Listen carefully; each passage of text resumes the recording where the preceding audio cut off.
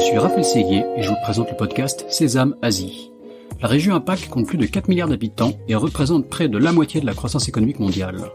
De nombreux Français sont donc venus s'installer ici, dans la région la plus dynamique au monde. Cependant, réussir en Asie n'est pas toujours facile. C'est pourquoi j'ai décidé de voyager de Hong Kong à Singapour, en passant par Tokyo et Shanghai, pour rencontrer ces Français qui ont réussi en Asie, percer leurs secrets et les partager avec vous. Si le podcast Sésame Asie vous plaît, n'oubliez pas de laisser 5 étoiles et un commentaire sur Apple Podcast, cela m'aide beaucoup. Je vous souhaite une bonne écoute. Bonjour Raphaël. Donc Arnaud Castel, tu es fondateur et CEO de Kapok, qui est une chaîne de magasins multimarques ici à Hong Kong, des concept stores. On est à quelques centaines de mètres de l'un de tes magasins de Wan Chai, c'est ça? Exactement. Et tu nous reçois chez toi dans un endroit assez spécial. On peut dire où c'est ou tu veux le garder secret? Non, c'est pas secret. C'est un immeuble qui s'appelle Blue House, qui est assez connu à Hong Kong, qui a bientôt 100 ans. Et j'ai la chance d'habiter dans cet immeuble historique. 100 ans pour Hong Kong, c'est une très longue durée en fait. Et c'est un immeuble qui est très connu. J'ai eu la chance aussi d'habiter. On était voisins sans le savoir. J'ai habité dans le quartier. Oui, très connu dans Hong Kong, assez iconique. Voilà. Et qui est effectivement bleu, comme son nom l'indique. Il est on peut pas le rater. Et c'est une maison ancienne. Voilà, une maison avec des très hauts plafonds, des poutres apparentes.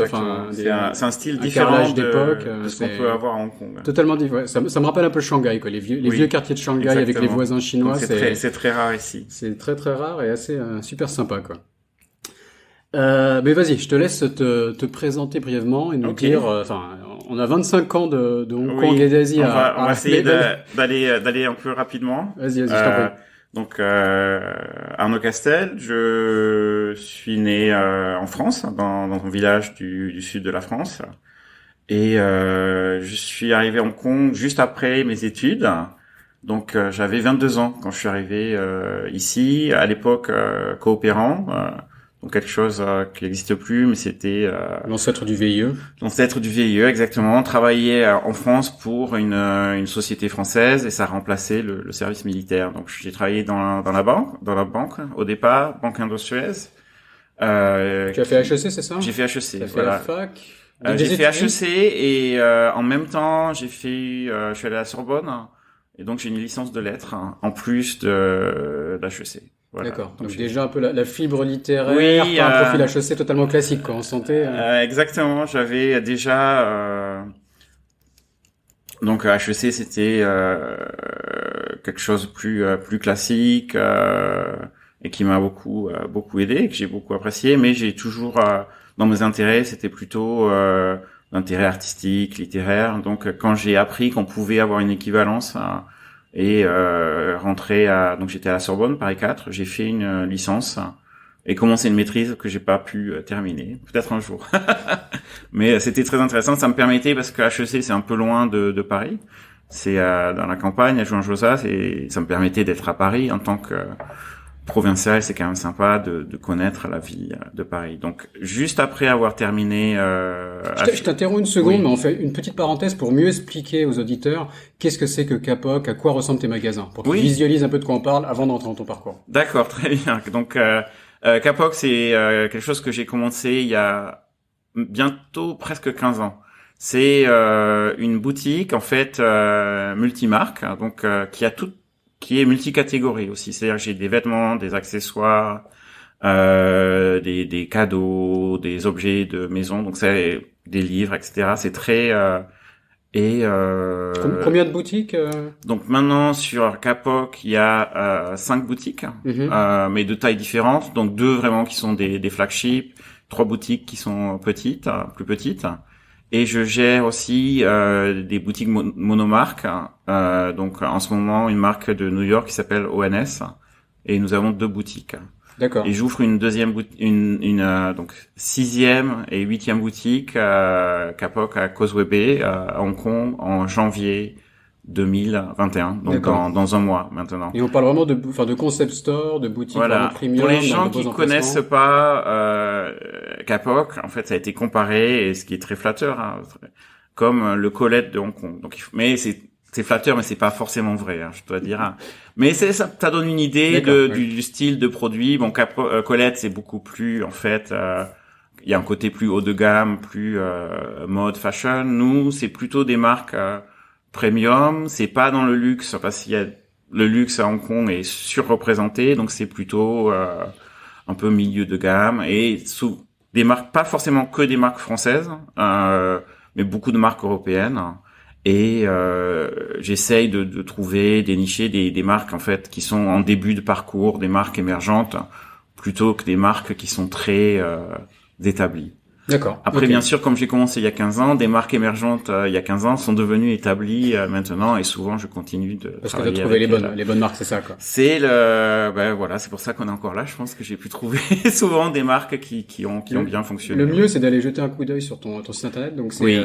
Alors c'est Kapok, www.kapok.com. J'ai pas réussi à avoir Kapok sans le tirer. Ça permettra de mieux visualiser les voilà, produits, il y a des photos des boutiques, il y a vraiment toutes les marques et on voit un peu notre style qui est ce qui est important pour les concept stores, c'est d'avoir un point de vue, vraiment une idée de l'ambiance, des types de produits, types de marques, hein, et donc ça reste.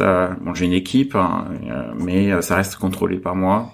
Il faut pour qu'un concept store fonctionne bien, il faut qu'il y ait vraiment un point de vue personnel, la patte personnelle de quelqu'un. On n'est pas un grand magasin qui a toutes les marques. On choisit avec qui on travaille.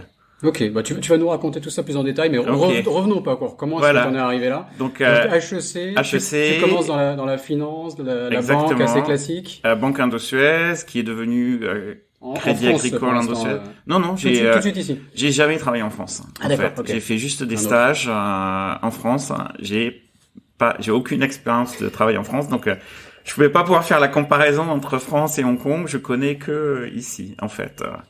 Donc CSN VIE qui dure 1 an et demi. On m'a proposé de rester. Moi, j'avais vraiment accroché sur la ville. Hein. Je m'étais fait des amis très vite. C'était assez excitant, surtout voilà, à la fin des années 90. En France, certains de mes amis, ils avaient un peu de mal à trouver des boulots qui leur plaisaient. Donc j'ai dit ok, je restais. Bon, aucune idée, comme souvent, que ça va durer plus de 20 ans. Donc je suis resté dans cette banque et j'avais de la chance parce que c'était quand même un boulot assez intéressant. J'étais analyste en fusion-acquisition et justement spécialisé plutôt dans entertainment et retail. Donc je connaissais déjà un peu et j'ai eu la chance de travailler dans plein de pays en fait, Thaïlande, Philippines, Taïwan, Corée, etc. Donc je pense à cet âge-là, moi j'avais 23, 25 ans, c'est quand même vraiment génial d'avoir la possibilité de travailler dans tous les pays d'Asie sur des projets assez sympas. Après 4 ans, je suis passé, j'ai suivi mon boss qui a bossé pour Bank of America, donc et j'ai passé 1 an dans cette banque et ça c'est une année pour moi très que j'ai pas aimé du tout en fait. D'accord. C'est le changement de banque française, banque américaine, c'était quoi? Ouais, c'était j'étais le seul Européen, donc il y avait des clans entre les gens d'ici puis les Américains et c'était beaucoup de boulot mais pas très sain en fait. Je bossais vraiment tout le temps parce que j'avais des projets avec des clients aux États-Unis, en Angleterre, donc peu de sommeil, une ambiance pas sympa. Puis c'était pas ma passion en fait, de travailler dans la banque. Donc donc au bout d'un moment quand les études de lettres reviennent, oui exactement, ça revient. C'était pas ma vocation. Bon, je dois te dire, c'est des boulots hyper bien payés et c'est dur de. Tu peux nous donner une idée de combien on gagne en junior, en Fusac, à Hong Kong? Ça remonte un peu, mais. Ouais, ça remonte, mais c'était entre 60 et 80 000 avec des bonus en plus. HKD par mois, quoi. HKD par mois. Okay, d'accord. Ouais. Donc 6-8 000, enfin, au taux d'aujourd'hui, des 6-8 000 euros plus bonus. Voilà, donc en début de carrière, c'est pas mal, quoi. C'est quand même difficile de quitter ça. Mais bon, j'étais, et je m'en souviendrai, hein, j'étais, quel âge j'avais, donc, 27, 28 ans, et, je me plaignais tout le temps. Et un jour, un matin, en fait, tout le département dans lequel je travaillais a fermé. Et donc tout le monde a été licencié. Et pour moi, j'avais pas de choix à faire en fait. C'était bon. Hein, et puis j'ai décidé en fait de pas revenir dans ce secteur. Voilà, j'ai fait un petit voyage un peu aux États-Unis, en Asie, en France, hein, et revenu ici et essayer de voir ce que je pourrais faire post banque. Et j'ai eu beaucoup de chance, hein, en fait. À ce moment-là, pour m'amuser, je jouais des disques. Enfin, on peut appeler ça DJ, plus ou moins, dans un bar, plus ou moins. C'est pas quelque chose de plutôt amateur que professionnel, hein. Je dois dire, faut pas s'imaginer des choses. Hein. Mais bon, je faisais ça tous les samedis soirs. Et en fait, un de mes meilleurs amis qui était une année au-dessus HEC, que je connaissais très bien, et avait déménagé au Japon, et il est venu me voir à ce bar, et il est venu avec la personne avec laquelle il commençait à bosser. Donc c'est un Autrichien qui avait lancé une marque qui s'appelait Lomographie. Alors pour les gens qui connaissent pas, Lomographie ou Lomo, c'est au départ un appareil photo russe, donc qui fait des photos parfois un peu ratées en fait. C'est pas une technologie parfaite, mais il y a beaucoup de caractères dans les photos, et donc ça ressemble un peu à un film Instagram. Ouais, exactement, un peu un filtre Instagram, et il y a un côté très prémonitoire sur Instagram. Ils ont commencé à ramener ces appareils photos de Russie, de faire une sorte de trafic jusqu'à Vienne. Et c'est devenu un appareil culte, hein, et il y a toute une communauté qui s'est créée. Ils ont lancé d'autres appareils photo, pareil, toujours jamais digital, toujours analogue, avec toujours quelque chose de spécial, un côté un peu fun, et donc je parle, et mon ami ouvrait qui s'appelle Carlos commençait à travailler avec eux au Japon. Et donc ils avaient beaucoup de demandes d'Asie départ, et donc ils voulaient ouvrir une filiale en Asie. Donc le lendemain matin, ils me recontactent, et comme j'avais une formation plutôt finance, etc., il m'a demandé de l'aider sur une mission pour ouvrir la société ici, de tout organiser. Donc je passe quelques jours à Vienne, et finalement après ça se transforme en offre de travailler pour eux, et de vraiment commencer le business de zéro. Donc ça, c'était en 2001. D'accord. En Asie. Et là, pour moi, ça a été vraiment c'était vraiment le meilleur. Donc j'ai commencé vraiment. Donc Carlos était au Japon, moi j'étais ici. Pareil, commencé de ma chambre, on n'avait pas de bureau, et commencer à zéro. Mais finalement, c'est la chance par rapport à devenir un entrepreneur. C'est qu'on a exactement la mission d'un entrepreneur, mais on a encore entrepreneur. Voilà, on a le salaire, donc il n'y a pas le stress des équipes en backup un petit peu. Voilà, il y a des gens quand même en Europe, même si c'était vraiment une start-up aussi. C'était autrichien, donc. C'est autrichien, ça voilà, okay. Autrichien. T'as commencé, et l'avantage aussi, c'était donc avec Carlos, on s'entendait très bien. On avait finalement pas forcément les mêmes centres d'intérêt, donc on a commencé ça, et vraiment commencé de zéro, c'est-à-dire trouver l'entrepôt, trouver les clients, il n'y avait pas de e-commerce à l'époque, il n'y avait pas de e-commerce, vraiment du retail, mais il y avait une stratégie très intéressante, c'est-à-dire c'est un appareil photo, mais on le vend pas dans les boutiques d'appareils photo, on le vend dans les boutiques, dans les librairies, dans les boutiques de mode, lifestyle, etc. Et dans chaque pays, donc il y avait ce que j'ai trouvé finalement hyper intéressant, c'était un peu un précurseur sur plein de choses qui vont être énormes dans le futur. C'est-à-dire par exemple, ils avaient pas on avait à Singapour, en Malaisie, en Thaïlande, on n'avait pas de structure, mais on travaillait avec ce qui s'appelait les ambassadeurs Lomo. Donc c'était des fans en fait qui nous aidaient à faire le marketing. Parfois ils travaillaient dans des agences de création, donc ça les aidait aussi à se développer. Il y avait déjà une communauté, et ça vous permettait dans chaque pays de... Et on s'était basé sur la communauté, Et même s'il n'y avait pas encore de e-commerce, ils commençaient à avoir, ils ont fait très tôt ce qu'ils appelaient des Lomo Home, qui ressemblaient en fait à Instagram. C'est-à-dire que les gens uploadaient leurs photos, et chacun avait sa Lomo Home avec les photos prises avec des appareils Lomo. D'accord. Donc c'était un marketing vraiment complètement fondé sur la communauté, et donc est devenu quelque chose d'hyper important, et les influenceurs hyper importants dans le futur. Moi j'ai adoré parce on faisait des événements qui étaient assez drôles, et ça, en fait, notre chance c'est que chaque fois c'était des gens très jeunes en fait, qui ne connaissaient pas les appareils photo analogues, hein, qui rentraient là-dedans. Et ici en fait en Asie, les gens en général adorent prendre des photos, prennent beaucoup de photos, et développer des photos coûte beaucoup moins cher qu'en Europe, aux États-Unis. Donc ça a vraiment fonctionné très très vite ici, et à la fin, je pense que l'Asie, ça faisait 60% du chiffre d'affaires de la boîte. Donc, récemment, j'ai travaillé un peu sur un projet, tu sais, ces appareils qui incorporent une imprimante où tu peux sortir. Ouais. Peut-être que tu as vendu dans tes concept stores, hein, c'est fort possible. Oui. Et c'est vrai que c'était une start-up américaine franco-américaine qui faisait ça. Et c'est vrai que l'Asie, clairement, il y avait un potentiel important parce qu'il y a une culture autour de la photo. Il y a une culture autour de la photo qui est énorme. Donc ça c'était ça j'ai bossé pour l'homographie pendant de 2001 à 2005. D'accord. Voilà,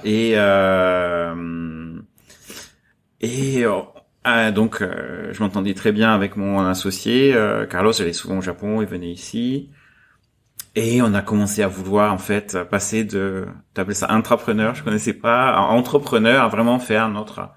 Et on est passé par 10 000 idées. Hein. C'est vraiment les gens qui pensent que tout marche au premier coup. Non, en fait, on a fait vraiment plein de plans, d'idées qui sont allées nulle part, qui n'ont pas fonctionné. Que vous avez testé un peu. Certaines, on a un peu testé. On a comment. Non, en fait, on était orienté plus sur la distribution, hein, parce que c'est quelque chose où on peut commencer sans vraiment beaucoup d'investissement de départ. Il suffit d'avoir des contacts, et le seul investissement, c'est d'acheter du stock pour pouvoir commencer. Donc par rapport à d'autres activités qui demandent un investissement très lourd, c'est beaucoup plus simple. On pensait créer notre marque, mais ça a jamais fonctionné. Et on a pensé à plusieurs marques à distribuer. Plutôt quel type de produit? Plutôt on a vu des marques de sacs, etc. Il y a eu des marques de bougies, parfums. Finalement, ce qui a,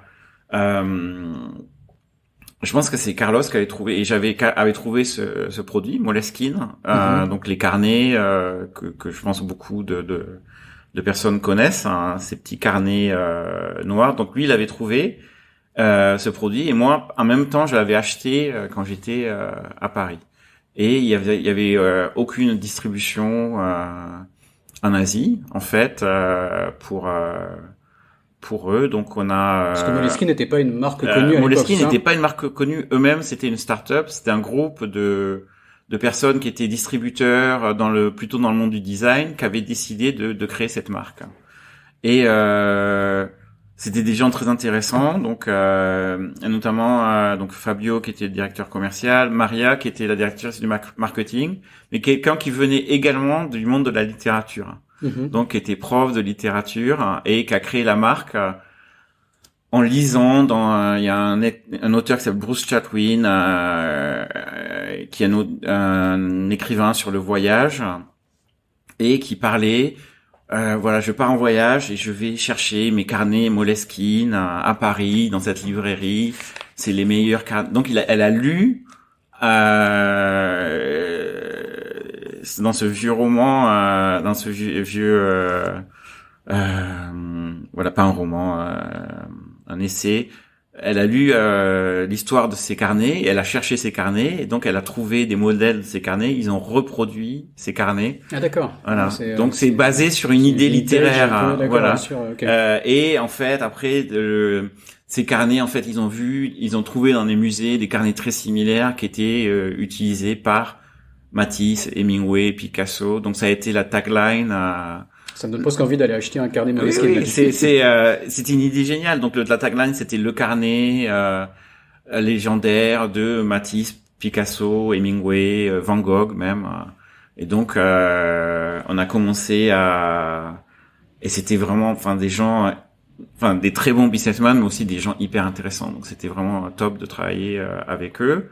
Et on a fait la même chose. En fait, ils ont pris un produit. Et souvent, il y a des marques, des startups qui réussissent. C'est ça. Ils ont pris un produit, en fait, un carnet, voilà, qui en général les gens dépensent pas. Souvent dans les boîtes, les gens prennent un carnet dans le placard, tu vois, de fourniture, et ils font pas attention. Et il y a aucune marque en fait. Et donc un carnet comme ça. Et c'est la plupart des gens qui ça fait le job, on va dire, mais oui, exactement, ça marche. Il y a aucun problème. J'utilisais beaucoup de carnets comme ça, mais c'est devenu en fait un signe. Après, dès le début, ils avaient des piliers, c'est-à-dire le voyage, la culture, des piliers pour établir la marque. C'était vraiment très bien fait au niveau marketing, et c'est devenu un peu insignifiant, c'est-à-dire que quand tu sors le carnet Moleskine, t'as un entretien et quelqu'un d'autre là, tu dis toi aussi, ça c'est un peu comme les fringues qu'on choisit, mais là c'est le carnet qu'on choisit. D'accord. Et pareil comme donc tu pars de zéro. On part de zéro, mais on avait déjà les réseaux de distribution. Qui pouvaient servir pour ce type de produit. Qui pouvaient servir pour ce type de produit. Donc parce que l'homographie, on vendait déjà dans les librairies, dans des select shops, donc on allait voir les mêmes personnes. Ça a pris du temps, mais et après notre cible première c'était les créatifs, mais vraiment plutôt les architectes, les stylistes, les journalistes, etc. Donc on a travaillé avec eux. On a fait des expos qui s'appelaient My Moleskine. Ça c'était hyper intéressant, c'est-à-dire on a donné des carnets à ces créatifs. Ils travaillaient dessus, donc pour voir la façon dont ils bossent, un peu ce qui est behind the scene, tu vois, derrière, work in progress. Et on a fait une expo où les gens pouvaient consulter. Donc il y avait des boîtes en plexiglas et les gens pouvaient consulter ces carnets. D'accord. Ça a bien fonctionné. Et à partir de là, ça a commencé avec ces créatifs, mais après c'est allé plutôt pour les gens qui travaillent, qui sont aussi créatifs, mais plus au niveau intellectuel, les avocats, les gens qui travaillent à la banque, marketing, etc. Et ça a vraiment, et on a commencé sur Hong Kong, Taïwan, et on rajoutait des avec des distributeurs à chaque fois ou Non, on était distributeurs. Donc en direct avec le retail dans chaque pays. Voilà, on était vraiment. Donc, vous avez songé parfois à trouver un distributeur, par exemple sur Taïwan, qui aurait pu chapeauter, ou ça n'a jamais été votre stratégie? Parfois il y avait des sous-distributeurs, mais finalement on est passé en direct. Et vous arrivez à animer le marché, l'avantage de Hong Kong, c'est que pour la logistique c'est hyper simple en fait. On avait donc il y avait un centre logistique au Japon, pour le Japon. Moi, je m'occupais pas du Japon, c'est mon associé qui s'en occupait. Et Hong Kong servait toute l'Asie. On lui faisait des livraisons à partir de Hong Kong. D'accord. En fait. Et on avait des gens qui travaillaient pour nous, finalement, dans chaque pays, mais sans avoir de sociétés différentes. Mm-hmm. Et ça, c'est une aventure qui a duré très longtemps. Moleskine, j'ai bossé, on était distributeurs, donc notre société s'appelait Working Unit. T'as fait rentrer d'autres marques, c'est ça? Voilà, on a rajouté d'autres marques plus tard, une marque qui s'appelle Rains, qui sont des sacs, c'est des imperméables, des sacs imperméables, une marque danoise. Bellroy, c'est des porte-monnaies australiens qui sont très fins. Et une marque qui a très bien marché, Daniel Wellington, c'est des montres suédoises. Pareil, tout un business basé sur c'était au début d'Instagram, donc sur les influenceurs et Instagram, un succès incroyable. Donc voilà, on a travaillé dans la distribution très longtemps. On a continué après. Donc Moleskine 2004 à 2014, et ça c'est devenu une marque très connue Donc ça a été ton gros succès dans les marques que tu as distribuées? Oui, ça a été le plus grand succès. Et ce qui était super, c'était une marque très jeune et de l'avoir agrandi. Enfin, tu as contribué, mais... Oui, exactement. On a contribué en Asie, mais aussi eux-mêmes, ils ont fait un boulot exceptionnel à partir d'Italie et dans le monde entier. Ça, c'est devenu une marque très, très établie. Une aventure intéressante. À la fin, on a ouvert la filiale en Chine. Ouais. Et en Chine, on a essayé notre façon habituelle de faire du business, c'est-à-dire trouver des concept stores, des librairies, etc. Ça n'a pas du tout fonctionné parce que les librairies, c'est des librairies d'État où les bouquins coûtent 10, 15 RMB. On arrivait à nos carnets avec 150 RMB, ça fonctionnait pas. Et c'était assez difficile. Il y a pas vraiment, à ce moment-là, il y avait pas vraiment de, Aujourd'hui, il y avait pas de multimarque. Hein. C'était trop tôt. C'était au début, c'était 2010, donc c'est il y a 10 ans. Bon, on peut y arriver maintenant, mais à ce moment-là, il y en avait pas. Et la stratégie qu'on a choisie, c'était d'ouvrir des boutiques monomarques Moleskine. Mm-hmm. Et les premières boutiques monomarques Moleskine ont été ouvertes en collaboration entre nous et Moleskine. C'était intéressant. On a ouvert un web store, on a travaillé avec Tmall, donc tout ça très tôt et j'ai beaucoup appris. C'était vraiment très très intéressant. Et la Chine, enfin, ce que tu racontes comme ça, comme si tout s'était passé c'était extrêmement simplement, j'imagine que c'est une aventure. Non, on pourrait faire un épisode entier là-dessus. Ça a été très compliqué. C'est trouver la bonne personne. C'est trouver les bonnes personnes. On est passé par parce qu'il nous faut quelqu'un basé là-bas pour être le dirigeant de la filiale. Et le bon, c'était le troisième. Donc on a quand même eu des aventures, rien de très grave, mais parfois des choses plus ou moins, je ne sais pas quel mot utiliser, éthique ou légal, pas de notre côté. Des choses que tu peux dire. Non, il y a des conseils pour que les gens évitent les mêmes problèmes à l'avenir. Le truc assez typique, c'est quelqu'un qui profite des connexions de la marque, etc. et pour créer un business parallèle derrière qui un peu finalement est accroché à notre business et devient plus grand finalement. Donc on a appris ça, voilà. Mais c'est difficile. Il vaut mieux être un peu paranoïaque en Chine. Il faut vraiment faire attention. Ça reste compliqué. C'est vrai que même si mon partenaire, business partner Carlos, parle chinois, avait travaillé en Chine, mais voilà, c'est toujours très très très compliqué. Donc, je vais peut-être parler de Kapok en fait, parce vas-y, oui. Donc, tout ça, il y a une suite logique. Donc on y arrive. Kapok a commencé à peu près en même temps que Moleskine. D'accord. Donc, au départ, donc j'avais dit, je travaillais de ma chambre, puis j'avais des bureaux partagés. Et finalement je cherchais des bureaux pour des bureaux un peu plus sympas pour Moleskine. Comme la marque était très liée à la culture, art, design, des événements, je voulais pas un bureau typique dans une tour, au 14e étage, sans aucune personnalité. Et un ami à moi a trouvé un espace donc à Tin Ha, un quartier résidentiel de Hong Kong, qui était un fleuriste, hein, c'était en rez-de-chaussée. Et il a dit à Arnaud, il faudrait qu'on fasse une boutique ensemble. Donc c'était son idée. En fait, j'ai dit oui très vite, hein, parce que c'est quelque chose qui me tentait en fait. Hein. J'ai toujours, si on me demande ce que je voulais faire, je parlais toujours de boutique en fait. Même quand j'étais gamin, je pense que ça a évolué au fil de mes goûts. Donc si j'avais 5 ans, je voulais avoir une boutique qui vendait des bonbons. Mais c'est une histoire vraie, hein. C'est pas du tout inventé. Quand j'avais une quinzaine d'années, c'était une librairie.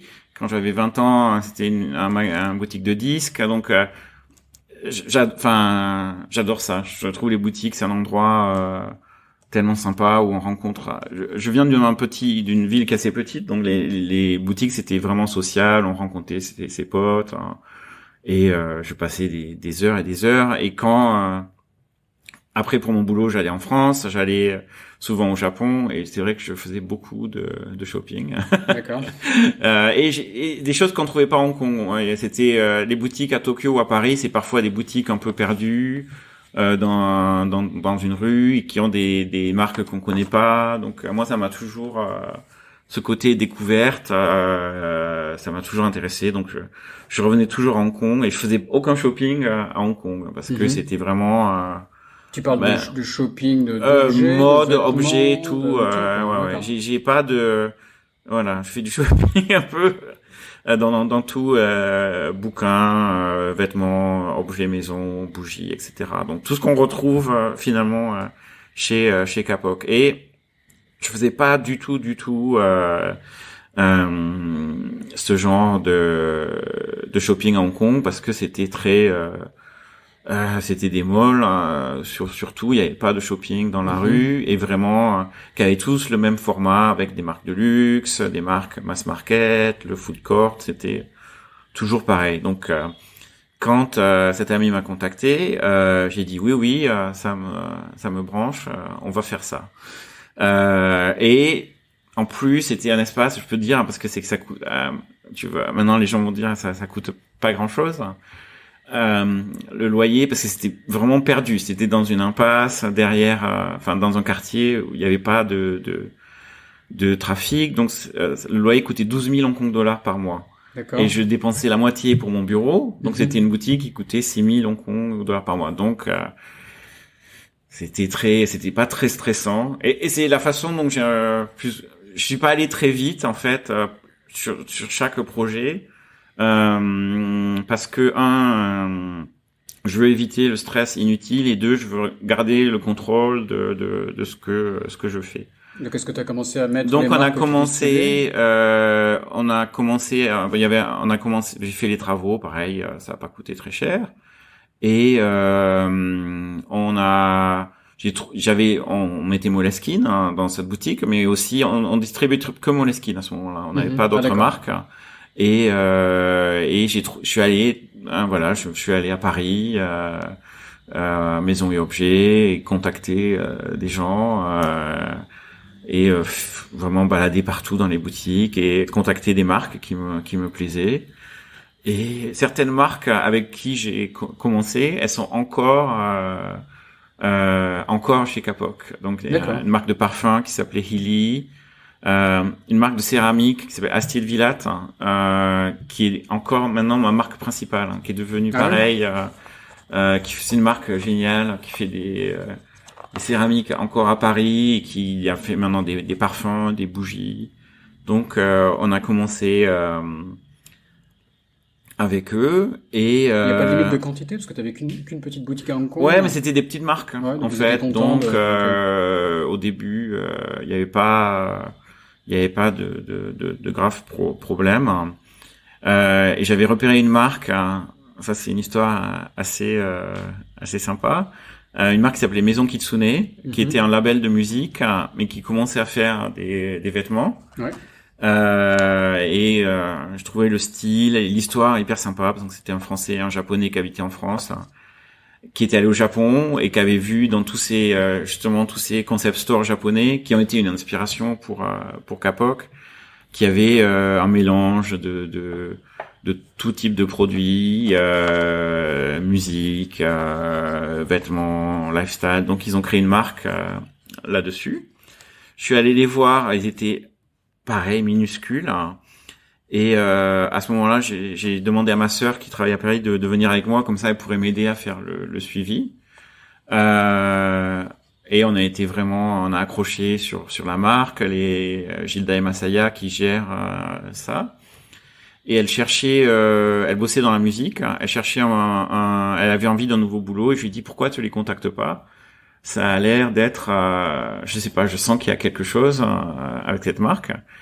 Elle les a contactés. Elle a été donc elle avait un background plutôt avocate, enfin pas avocate, mais dans elle a étudié le droit. Donc elle a bossé, elle a été le deuxième employé de cette marque. Mais maintenant elle est, je crois, 12 ans plus tard, donc elle est general manager de la marque qui a pareil grandi. On continue. Elle peut te remercier, quoi. Tu lui donnes non, c'est elle qui a tout fait. C'était juste l'idée, c'était la chance et le conseil au départ. Mais et on a pendant 5 ans, on a aussi géré la boutique Maison Kitsune à Hong Kong. D'accord. Et c'est une marque qui marche très bien. C'est une des premières marques pour Kapok. Est-ce que la démarche est un peu la même de choisir des produits pour les boutiques Kapok au début ou même maintenant, avec ce que tu faisais avant, de chercher les bonnes marques à distribuer? C'est un peu différent parce que quand on cherche des marques à distribuer, il faut vraiment qu'il y ait un potentiel d'être dans 10, 20, 30, 40 points de vente. Donc il faut qu'un prix soit bon et que ça soit pas forcément, ça peut être c'est pas un produit de masse, mais qui a un potentiel vraiment commercial élevé. Il y a certaines marques que je vends, elles seront vendues que chez moi, donc parfois dans 1 ou 2 boutiques, parfois dans 3, 4 boutiques. C'est beaucoup plus c'est compliqué Kapok, mais c'est hyper intéressant. On travaille entre 150 et 200 marques. Donc certaines certaines qui sont vraiment très petites. Donc c'est beaucoup plus niche, c'est beaucoup plus l'aspect découverte. Voilà, donc quand j'ai commencé en fait, je faisais les 2 activités à la fois, la distribution et Kapok. Et au départ en fait, voilà, je me souviens quand j'ai étudié le marketing, quand on parle de retail, c'est toujours en anglais location. C'est censé être hyper important. Où est-ce qu'on place sa boutique? Bon, ma première boutique Kapok, elle était complètement paumée. Donc, certains jours, c'est pas que je faisais pas de vente, il y avait personne qui rentrait dans la boutique. Donc, j'ai eu un petit moment, heureusement que ça me coûtait pas très cher, mais j'ai quand même eu des gros moments de doute en disant, mais qu'est-ce que j'ai fait? C'est n'importe quoi. C'était un calcul, tu t'es dit, je vais quand même, t'avais des idées pour avoir du trafic dans la boutique à la base? Oui, j'avais des idées, et au départ, je dois dire, ça fonctionnait pas trop, mais, il y a eu 2 choses qui ont aidé. Un, c'est des contacts en fait ici il y avait beaucoup les magazines étaient très influents encore à cette époque et il y avait des magazines vraiment sur les trends, sur la mode, etc., lifestyle, qui publiaient toutes les semaines. Donc ils avaient besoin de beaucoup de contenu et donc j'ai suis rentré en contact avec certains journalistes, certains sont devenus amis et l'avantage, c'est que j'avais des nouveaux produits très souvent, donc je fournissais du contenu, donc c'était facile pour eux d'avoir des choses sur lesquelles écrire des articles. Et certains m'ont fait, même si la boutique était petite, il y a eu une couverture faite sur l'ouverture de la boutique, parce que c'était des gens aussi qui voyageaient, qui allaient au Japon, et ils connaissaient ce style de boutique, ils étaient contents que ça arrive à Hong Kong. Et la deuxième chose, c'est comme la boutique, on n'avait pas encore beaucoup de stock, elle était assez grande, bien très lumineuse. On a commencé à faire des expos en fait tous les mois ou tous les 2 mois avec soit des artistes ou des designers de Hong Kong, soit invités qui venaient de l'étranger. Et on faisait des soirées d'ouverture qui sont devenues très c'est ça a vraiment fonctionné. Il y avait vraiment du monde. Comme en plus c'est une rue où il n'y a pas de voiture, donc les gens peuvent être à l'extérieur. C'est un quartier très sympa. C'est un quartier très sympa. Voilà, c'est un peu comme ici, un peu résidentiel. Qui sont à la fois, c'est assez central et c'est calme vu que c'est des sortes d'impasses où ça circule pas trop. Donc, et ça a commencé à bien fonctionner en fait. C'était pas des chiffres énormes, mais c'est quoi les clients types et pourquoi est-ce qu'on achète chez toi? C'est pour un cadeau, c'est pour se faire plaisir? Les clients, alors au départ, les gens pensaient que j'aurais beaucoup de clients expats étant français. Bon, j'en ai, mais c'est quand même pas la base de mon business. Parce qu'à ce moment-là, les expats faisaient beaucoup leur shopping quand ils rentraient en France, en Angleterre, etc., et un peu moins à Hong Kong. Et ma cible, c'était toujours les clients de Hong Kong. Donc je pensais, voilà, c'est eux qui seront toujours là. Si on arrive à avoir un following, c'est 90% de la population. Voilà, ils sont. Donc il faut pas être trop ce qui me sert en ce moment. Il faut pas être trop focalisé sur les touristes ou les expats. C'était vraiment les Hongkongais. Et souvent, comme c'est moi qui faisais des achats au départ, c'était plutôt hommes, mais très vite, c'est beaucoup. Les gens viennent en couple. J'ai jamais séparé hommes et femmes dans les boutiques. Ah, pardon. Je te vois jouer avec ton collier. Oui, je pense ça fait que pour bruit. le son, c'est pas terrible. Voilà, parce que souvent, quand j'ai rendu compte quand tu sépares, quand c'est dans des boutiques femmes, le mari ou le boyfriend s'ennuie et attend et vice versa. Donc j'ai toujours mis pour qu'ils puissent passer pas mal de temps. Et c'est une clientèle pas forcément jeune ou vieille, ça m'intéresse pas. C'est plutôt des gens qui aiment voyager, qui aiment découvrir et qui en fait aiment utiliser les produits, les façons d'habiller pour un peu définir leur aider à définir leur personnalité ou leur individualité. D'accord. Donc, et le e-commerce, enfin je vois que vous avez un site e-commerce qui est vraiment bien fait. Comment tu l'as commencé? Ça devient une part importante de l'activité. Sachant qu'à Hong Kong, le e-commerce, on dit toujours que c'est pas est relativement sous-développé par rapport à d'autres pays. Hong Kong, c'est un pays finalement où le shopping c'est un hobby, et ça je me souviens quand je suis arrivé ici il y a 25 ans, je demandais à certaines personnes, amis, voilà, c'est quoi tes hobbies, qu'est-ce que t'aimes faire, et shopping ça revenait souvent, alors que finalement en France on pense que c'est plutôt, ça peut être une corvée, ou on n'oserait pas le dire, on dit je fais du sport, je vais au musée, mais ici il y a aucun problème. Donc avec des shopping malls comme tu le citais, des shopping malls tu peux passer ton dimanche après-midi à un shopping mall, aller manger, et je comprends te balader. Parfois il pleut, il y a pas trop d'endroits où aller, où il fait super chaud, où il fait trop chaud, donc c'est propice, et c'est une ville très concentrée aussi. On est si on passe une demi-heure pour aller quelque part, c'est considéré comme très loin. Donc les gens ont des boutiques finalement très proches de l'endroit où ils habitent, de l'endroit où ils travaillent. Donc le e-commerce, j'avais un site, il y a eu 2 versions du site, mais qui était le premier site hyper rudimentaire, mais bon, ça a quand même fonctionné. On avait un deuxième site sur une plateforme qui s'appelle Magento, qui fonctionnait, mais voilà, pareil, les clients hongkongais faisaient beaucoup de shopping en boutique, et on avait on a essayé d'exporter Kapok. Comme la boîte de distribution avait des bureaux à Taïwan, au Japon, donc au bout d'un moment, en fait, j'avais 2 activités séparées, une boîte qui s'appelait Working Unit avec un associé, et Kapok qui faisait le retail. On a tout mis ensemble, en fait. Donc c'était une seule société, et il y avait beaucoup d'avantages parce que à ce moment-là, on distribuait plusieurs marques et on vendait ces marques chez Kapok. Donc ça permettait aux marques d'avoir une présence plus forte dès le départ, à Kapok d'avoir de meilleures marges. Donc il y avait vraiment une synergie. On a essayé d'ouvrir Kapok au Japon et Taïwan, ça n'a pas fonctionné en fait, parce que c'est une activité où il faut vraiment être très proche. C'est dur à faire téléguidé à partir de l'étranger. Le Japon, il y avait aussi beaucoup de concurrence, de gens qui faisaient ça très très bien. Taïwan, c'était un problème de positionnement de prix, c'est-à-dire que ici c'est middle class ou middle class plus à qui on vend. Taïwan, il y a vraiment, les gens ont des salaires beaucoup moins élevés, donc il y a vraiment une séparation entre une population très riche et une population, je pense, les salaires sont beaucoup moins élevés qu'ici, donc les produits qu'on vendait étaient un peu trop chers. Et on avait une activité à Singapour, parce qu'on avait sur notre online, on avait beaucoup de clients de Singapour. Donc on a ouvert Singapour, une boutique.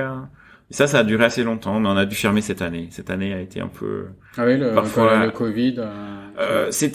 Singapour, ça a jamais... la partie mode était un peu compliquée, parce qu'il fait tellement chaud, les gens s'habillent très short, t-shirt. Donc c'est un peu plus difficile. Et il n'y a pas... Hong Kong, finalement, c'est compliqué parce que les loyers sont élevés, mais les clients sont un peu idéaux parce que ils connaissent, ils ont une passion pour la mode, et ils s'y connaissent et ils aiment bien les nouveautés et ils sont assez impulsifs. Donc si on amène une nouvelle marque qui est pas du tout connue, mais si le produit est bien fait, l'histoire est sympa, le design est intéressant, ils vont pas avoir peur d'acheter une marque qu'ils ne connaissent pas. Est-ce que j'ai pas eu comme comportement à Singapour ou à Taïwan, où il fallait vraiment des valeurs sûres. D'accord. Donc pour une boutique comme nous, comme Kapok, dont le boulot est de dénicher les nouvelles marques, c'est vraiment un bon endroit. Les clients sont hyper réceptifs ici. Ok, je voulais te parler de... Donc excuse-moi, vas-y. Je vais juste terminer sur le web store. Ah ouais, c'est quelque chose, que j'avais vraiment envie de développer.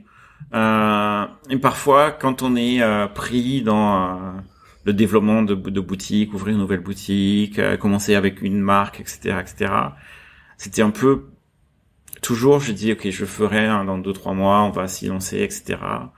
Et survient l'année dernière, à partir de l'été, les protestes à Hong Kong.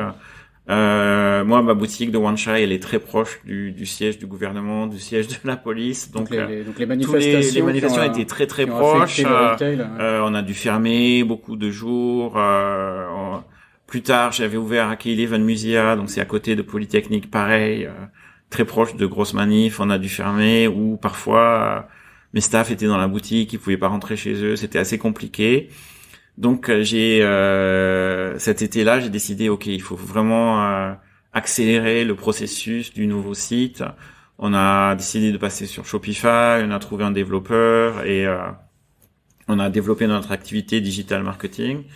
Le temps que tout ça soit prêt, on l'a lancé en février. Donc ça a l'air d'être une idée géniale de lancer le nouveau site au début du Covid à Hong Kong. Donc c'était un peu le hasard, mais ça nous a vraiment aidé cette année. Donc il y a un changement, je pense. Bien sûr, le Covid a accéléré le e-commerce à Hong Kong, parce que beaucoup des clients, on voit, c'était nos clients en boutique qui achetaient online. Mais je pense qu'il y a aussi tous les géants du e-commerce qui sont implantés ici, qui ont fait des efforts, donc Net-a-Porter, Mr Porter, Matches Fashion, etc. Donc je pense que les gens ont ouvert le chemin. ont ouvert le chemin et quand les gens disent non à Hong Kong, les gens font pas de e-commerce. Bon, c'est pas au niveau des États-Unis ou de Corée, mais ça y est maintenant, c'est très ça. Une fois que les gens ont pris l'habitude, c'est. On dirait que ça change. Ça change. J'ai fait un épisode récemment avec Diego et Delphine de Angelis. Oui. Qui ont créé leur activité e-commerce contre l'avis général qui leur disait Hong Kong, le e-commerce, ça sert à rien. Ça représente les 2/3 de leur activité déjà après 2 ans. Donc, nous, on n'est pas encore là, mais ça fait 25%, mais c'est passé de moins de 10% à 25% en une année. D'accord, donc c'est conséquent. Okay. Donc, oui. Il y a tellement de gens qui ont des avis très arrêtés. Et parfois ça devient des sortes de légendes qui sont plus du tout basées sur la réalité. Donc on parlera après des mythbusters, mais il y en a tellement. Donc moi on m'a dit pareil, le e-commerce ça marche pas à Hong Kong, ce qui s'est avéré faux. Hong Kong, les gens n'achètent pas de bougies parce que ils ont peur, leurs apparts sont petits, ils ont peur que ça brûle. C'est faux. On vend un nombre de bougies dans nos boutiques Kapok, incroyable. D'accord. Il y a des avis sur les couleurs que les gens portent pas et c'est faux. Donc il y a tellement d'experts, mais il faut parfois il faut tester soi-même et avoir confiance un peu à ses intuitions, quoi. Mais bon, le e-commerce est là pour rester à Hong Kong et ça va continuer à se développer et on essaie vraiment j'ai voulu faire ça parce que je pense que nos boutiques sont aussi on essaye de créer pour moi je vois les boutiques comme entertainment. Donc quand les gens disent shopping c'est mon hobby, je vais dire ouais, pourquoi pas faire ça, l'assumer vraiment et faire des boutiques où tu découvres plein de nouvelles marques, des choses dont tu n'as jamais entendu parler, voilà, où les vendeurs, on passe de la bonne musique, les vendeurs sont sont sympas, t'expliquent des trucs et c'est le premier point d'attache et après les gens peuvent venir en boutique et c'est là c'est plus facile de découvrir les nouveaux produits en boutique que le web. Le web, t'as juste une photo, un texte. En boutique, quelqu'un peut vraiment t'expliquer ce qu'il y a de spécial, pourquoi on a choisi. Donc, on va garder les deux. En fait, on aura les boutiques pour cet aspect découverte et aspect plus entertainment et le côté pratique du web. Mais on a fait plein de fonctions où maintenant on a passé beaucoup de temps cette année parce qu'on n'a pas le choix. Le Covid nous a poussé. Les boutiques étaient assez vides parfois, donc on fait des options maintenant où on fait des livraisons le jour même, donc c'est assez pratique. Ou si les gens peuvent aller sur le site web et voir dans quel magasin les produits sont en stock. Ah, de l'omnicanal carrément. Faire du ouais, on est passé de rien du tout à omnicanal et j'y crois beaucoup. Je pense si ça vraiment, c'est des options pareil que tu dis est-ce que les gens vont l'utiliser ou pas. Il y a plein de gens qui font des réservations. On fait pareil, chaque boutique a son WhatsApp, on fait des vidéos, des réservations sur WhatsApp, ça fonctionne vraiment bien. D'accord. Okay. Ça c'est un mythe qui est vrai, l'omnicanal bien fait, c'est quelque chose. Maintenant les gens ont plein de points et c'est dur à gérer quand même parce qu'il y a avant t'avais un point de contact. Les gens rentrent dans ta boutique, il faut que ça soit propre, sympa, bien décoré, que le vendeur soit cool. Maintenant, il peut te contacter sur Facebook, sur Instagram, sur ton site.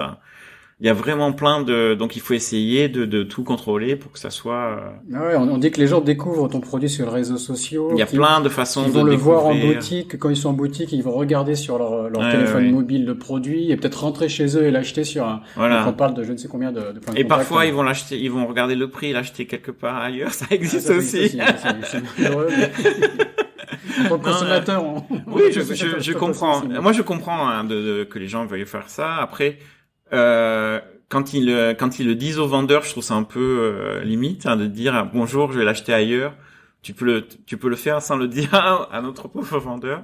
C'est pas mal d'avoir l'information, d'avoir une chance de s'aligner. Oui. Je sais que j'essaie de faire ça à la Fnac en France. La dernière fois, tu m'as regardé. Vas-y, dégage. Je peux pas. Ok, je lui ai montré qu'il y avait une différence de 30%. Je disais quand même, est-ce qu'on peut vous aligner, tu vois? Il m'a regardé comme si je sortais de... Bon. Non, mais c'est vrai que ça nous pousse aussi à aligner nos prix.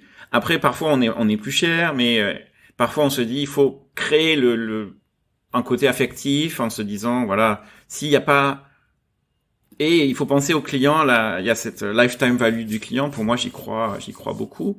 C'est-à-dire, tu sais pas quel client va être ton VIP. Donc, parce que le VIP, c'est pas celui, qui achète 10 000 tu vois, s'il y a quelqu'un qui achète 10 000 Hong Kong dollars et qui revient jamais, plutôt quelqu'un qui vient la première fois et qui est juste Nous, on a des clients, ils étaient, venus quand ils étaient étudiants et ils s'étaient acheté une greeting card, tu vois, ou un stylo ou une petite bougie, mais tu crées la relation qui va durer 5 ans. Fidéliser tes clients. Okay. 10 ans, c'est hyper important. Et si tu as des prix qui sont 30-40%, ben le client va s'en rendre compte et il viendra plus. Parce qu'il se dira, voilà. Donc, t'as fait de la marge sur une transaction, mais après, t'as perdu ce client. Il se dit, voilà, c'est pas la peine de faire du shopping là-bas. Donc, ben moi, en fait, j'étais pas du tout. J'avais créé Capoc, comme je dis, un peu sur un coup de tête, mais très vite, je me suis rendu compte, c'est ce que j'adore faire. Ça, c'est un moment génial où tu trouves enfin le boulot. Tu t'es créé. Voilà. Plutôt, c'est ça, tu l'as créé, mais c'est vraiment exactement ce que t'aimes faire. Parce que moi, il y a plein de côtés hyper intéressants parce que il y a un côté créatif sur le marketing, le visual merchandising, un côté encore chiffres pour faire les budgets, analyser la rotation des marques. Il y a un côté psychologie, la psychologie du client, comment le fidéliser. Comment faire les bonnes campagnes, les bonnes promos. Et je suis quelqu'un de hyper impatient en général. J'ai pas beaucoup de patience. Il y a des boulots où tu fais un projet, ça met 3 ans à sortir, ou tu lances quelque chose et tu dois attendre 6 mois. Alors que finalement dans le retail ou sur le web, il y a quelque chose qui marche pas et t'essayes, tu fais autre chose. Et tu vois le résultat parfois en 2, en 3 jours. Et... Bon, c'est assez addictif en fait, ce genre de choses. Je voulais te parler de Wong Kar-wai. J'ai vu que t'as été inspiré. Enfin, j'ai lu quelque part que Wong Kar-wai t'a fait même venir à Hong Kong. Exactement. Ou, dis-nous. Oui. Pareil, c'est une histoire. Hein, tu as dû le lire dans un interview et. Il y a beaucoup d'interviews de toi. J'ai une très belle couverture presse, donc j'ai plein d'infos. Parfois. Je sais que tu n'aimes pas, d'après l'interview, tu n'aimes pas parler avant 10h du matin. Oui, il est 10h15, donc ça, il commence à démarrer. C'est vrai, j'ai fait une exception. Je suis pas très bavard, mais là, tu vois, je suis très bavard en fait. Wong Kar-wai, oui, c'est une histoire qui a l'air un peu fabriquée quand tu parles au journalisme. C'est exactement ce qui s'est passé. Je commençais à chercher ce CSN, VIE, et j'avais plusieurs entretiens avec des grandes marques françaises. Et donc j'avais un entretien final avec Banque Indo-Suez un lundi. Et j'habitais à Paris à côté d'un cinéma qui s'appelle Max Linder, un super cinéma. Et j'avais du temps, je rentrais chez moi l'après-midi, j'ai vu un poster et j'ai dit tiens, j'ai du temps, ce film a l'air sympa, j'avais aucune idée. C'est un film de Wong Kar-wai qui s'appelle Chungking Express et qui par hasard sans savoir ce que c'était. J'avais aucune idée de ce film. Enfin, de ce réalisateur, je connaissais rien. C'était vraiment complètement par hasard. Et les gens qui habitent ou qui sont intéressés par Hong Kong, je leur recommande de regarder ce film. Ça vraiment. Il y a le plus connu, bien sûr, qui est In the Mood for Love. Voilà, In the Mood for Love. 46, mais là, c'est avant. C'est avant, et c'est beaucoup plus, c'est moins mélancolique, c'est beaucoup plus, beaucoup d'énergie, un peu le côté désordonné de la ville et un peu optimiste qu'il y avait à Hong Kong pendant à ce moment-là et dans très longtemps, et c'est vraiment ça donne la pêche ce film. J'adore l'univers que Wong Kar-wai crée dans ses films sur Hong Kong, notamment dans Chungking Express. Mais d'un autre côté, quand j'y pense, je le retrouve pas vraiment entre Hong Kong que je connais, quoi. Alors c'est un Hong Kong un peu fantasmé. Ouais, alors ça a dû changer, ça remonte déjà il y a 20 ans. Mais c'est vrai que quand je suis arrivé, pour moi, c'était assez proche ce côté-là. Il y avait plus, un côté un peu plus optimiste dans la ville. Donc je vois ce film et j'étais sur un nuage, j'avais vraiment adoré.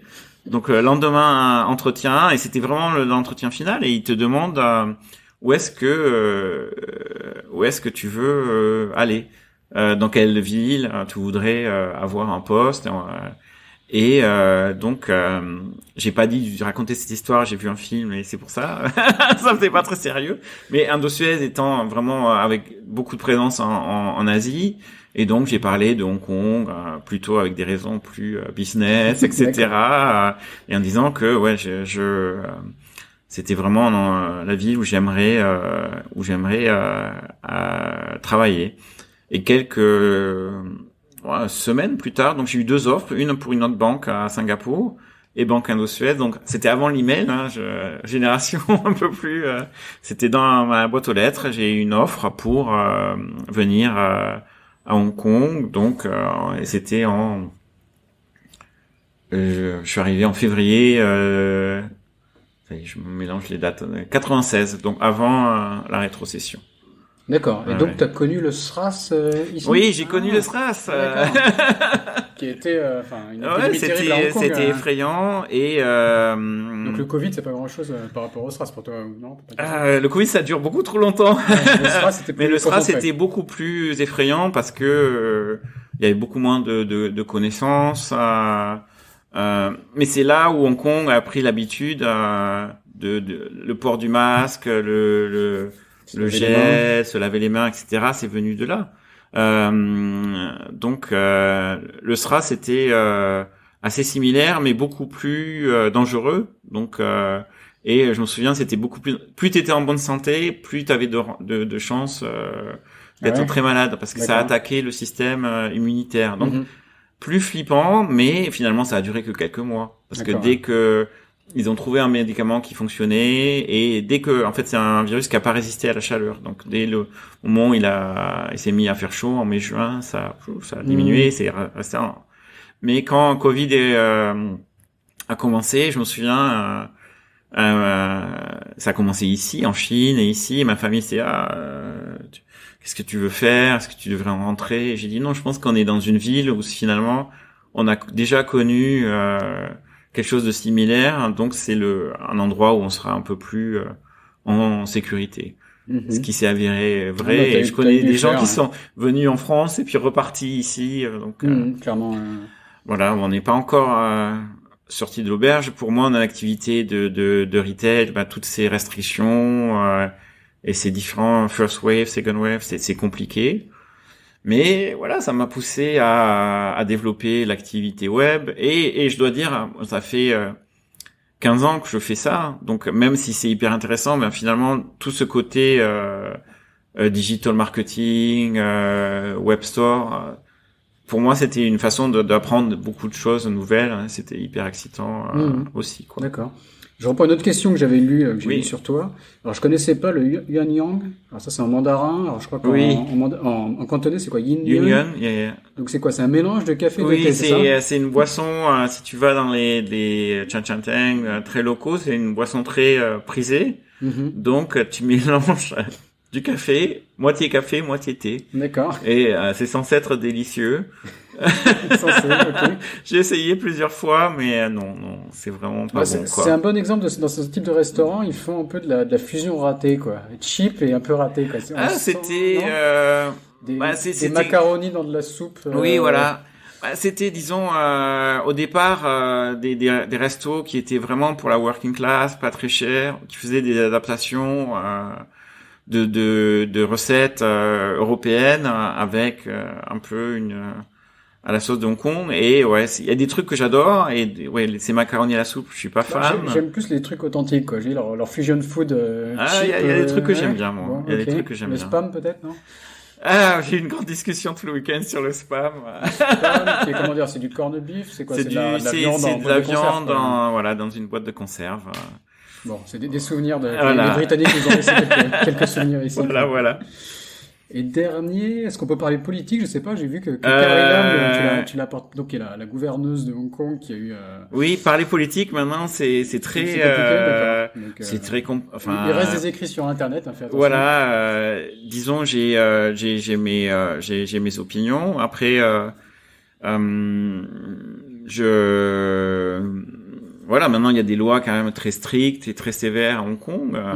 Donc moi je partage parfois des faits, mais c'est assez étrange finalement pour moi, surtout ayant été une éducation française et toujours où la liberté d'expression est sacro-sainte. Donc maintenant avoir des moments où comme ça tu me poses une question et je me dis bon, peut-être que je vais pas mettre les pieds dans le plat, c'est un peu étrange. Est-ce qu'en tant qu'étranger, tu penses qu'on peut le faire aussi Et après toutes ces années, tu vois, comment est-ce que tu te sens? Est-ce que tu te sens un petit peu j'ai vraiment, ouais, je pense que. Est-ce que tu peux t'exprimer? Enfin, est-ce que tu peux t'exprimer sur des politiques en tant qu'étranger, quoi?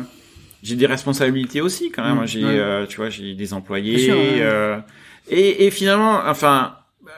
J'aime pas trop finalement parce qu'il y a maintenant il y a des magasins qui sont très ou des restaurants qui sont très voilà, ils disent les blue stores, les yellow stores, où ils s'engagent vraiment selon leur positionnement politique. Pour moi, j'ai des positions, et comme tu as dit, si les gens veulent chercher, c'est assez facile à trouver, et je pense que c'est assez évident à deviner maintenant.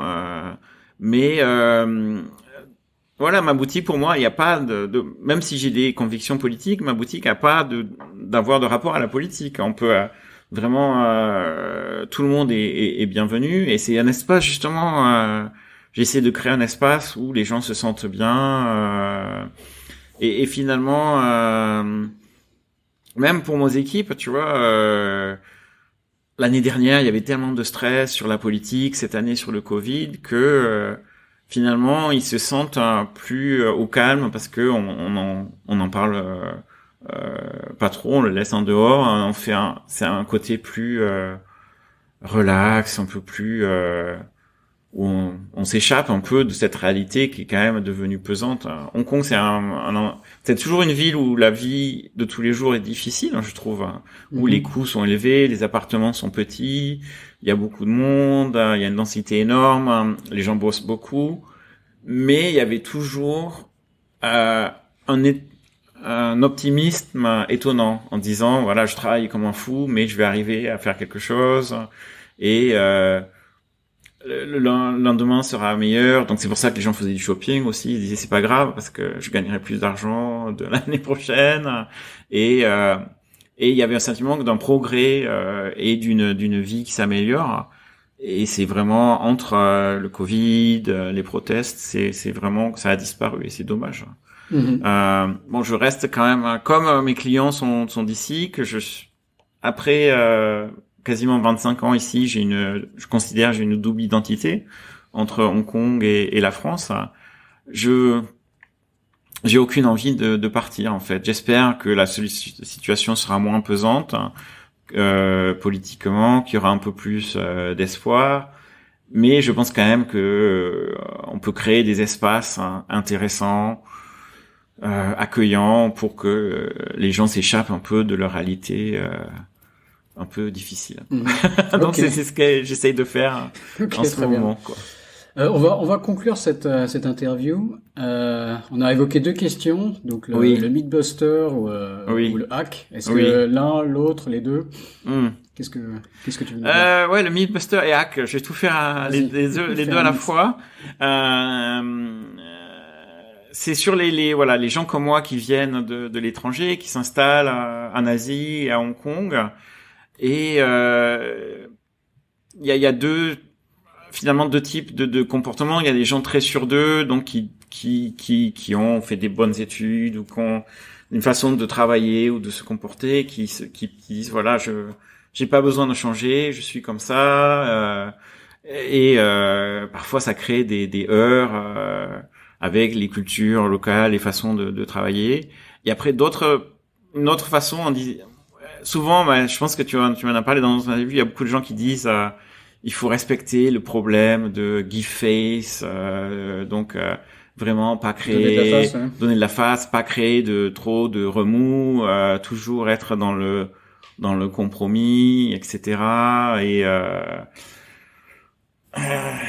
pour moi, finalement, quand ça va trop loin, ce genre de situation, c'est compliqué en fait de créer. Voilà, si avec les gens avec qui je travaille, on est toujours dans ce côté un peu où il y a jamais d'aspérité, jamais de décision. Surtout quand on essaie de créer quelque chose de créatif, c'est difficile. Il faut parfois être en désaccord. Il faut parfois pas hésiter à exprimer. Donc, il faut pas toujours être obsédé par ce côté de donner de la face, d'être toujours de trop réfléchir aux différences culturelles, parce que il faut rester respectueux quand même. Il faut pas insulter les gens. Mais il faut pas aller trop loin aussi dans l'autre aspect. Voilà. Si quelqu'un veut travailler avec moi, ils savent que je suis français et voilà, et que aussi quelque part. c'est bien de trouver un compromis. Et dans mes équipes maintenant, je vois qu'il y a beaucoup moins. Si tu es trop dans ce côté-là, il y aura moins d'idées différentes qui vont sortir. Donc il faut pas être obsédé par ce côté-là, quoi. Est-ce que tu dis pas ça du haut de tes 25 ans d'expérience, d'avoir travaillé avec Singapour, le Japon, Hong Kong, et quelque part tu l'as internalisé, tu vois? Je suis un peu moins. Oui, je me mets moins en colère qu'avant, je dois dire. Mais non, j'ai toujours trouvé. Il y a toujours. Pour moi, le hack, c'est d'être à la frontière, tu vois, dans tout ce que je fais, c'est-à-dire pas être dans ma bulle. Bon, les gens qui viennent ici, qui sont dans des bulles expats, c'est pas intéressant. Mais les gens qui vont dans l'autre sens à 100%, pour moi, qui rejettent tout et qui disent je veux vivre ma vie 100% locale, tu perds. L'intérêt, c'est justement d'être entre les deux. L'intérêt de Hong Kong, c'est d'être entre les deux. la créativité, elle vient d'être sur cette ligne, cette frontière. Et pour le hack, pour moi, c'est ça, quoi. C'est vraiment d'exploiter tous les avantages que tu as d'être entre ces deux cultures, d'être à la frontière. Donc de pas complètement s'adapter, mais voilà, d'être. C'est pour moi ce côté un peu ambigu. Et s'il y a quelque chose que j'apprécie dans la culture ici, c'est l'ambiguïté, et pas, peut-être en France, c'est pas très apprécié, quoi. Il faut que ça soit, c'est un côté blanc et noir, j'ai raison, j'ai tort. Ici, il y a un côté ambigu qui est intéressant, et il faut vraiment l'accepter, je pense, hein. Il faut vraiment ça, en revanche, si tu veux avoir une vie intéressante ici, mais et du succès dans les affaires, il faut accepter cette ambiguïté. Voilà, c'est ça le life hack. Il faut en jouer aussi. Ouais, c'est intéressant, quoi. Parce que par exemple, la boutique Capoc, c'est créé par un Français, mais il n'y a pas que des marques françaises. Mes clients, c'est pas des expats, c'est des gens d'ici. Voilà, et il faut jouer de ça. D'accord. Ok, très bien, super intéressant. Bon, on va s'arrêter ici. Est-ce que tu as une présence sur les réseaux sociaux, les gens qui veulent bah oui. Moi, je suis fan d'Instagram, hein, donc. Plutôt enfin, il y a les deux. J'ai mon compte personnel, c'est Arnaud Capoc, et mais le compte de Capoc aussi, on essaie de le rendre intéressant, KPOK. On est sur Facebook, mais pour moi, je suis plutôt fan d'Instagram. Ok, très bien. Bon, bah je te remercie, Arnaud. Merci beaucoup. Cet épisode de Sésame Asie est maintenant fini. Si vous êtes toujours là, c'est que ça vous a sûrement plu. N'hésitez donc pas à laisser 5 étoiles et un commentaire sur Apple Podcast, cela m'aide beaucoup. Pour me contacter, le plus simple est de m'ajouter sur LinkedIn, Raphaël Séguier, S-E-G-H-I-E-R. N'hésitez pas à me dire ce que vous avez pensé du podcast, à suggérer des invités ou des thèmes qui vous intéressent. Tout feedback est le bienvenu. Merci d'avance et je vous retrouve au prochain épisode. Salut!